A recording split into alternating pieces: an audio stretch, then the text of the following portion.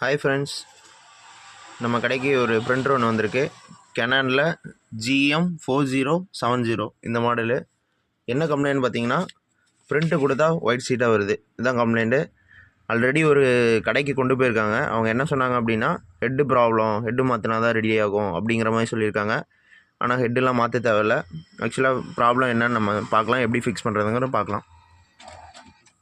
Okay, first printer on பண்ணிக்கோங்க. On பண்ணதுக்கப்புறம் இந்த சிம்பிள் இருக்குல்ல, இதை கிளிக் பண்ணுங்கள். கிளிக் பண்ணதுக்கப்புறம் இந்த ஏரோ மார்க் கிளிக் பண்ணிங்கன்னா மெயின்டெனன்ஸ் அப்படின்னு வரும். மெயின்டெனன்ஸ் கிளிக் பண்ணிட்டு ஓகே கொடுங்க. நாசில் செக் வரும், கொடுத்து பாருங்கள். நாசில் செக் எதுவும் வரல, பிரிண்ட் எம்டியாக தான் வருது அப்படின்னா நெக்ஸ்ட்டு இப்படியே மூவ் பண்ணிட்டே வந்துட்டிங்கன்னா இந்த ஆப்ஷன் வந்ததுக்கப்புறம் ஓகே கொடுங்க. ஓகே கொடுத்தப்புறம் அகைன் ஓகே கொடுங்க.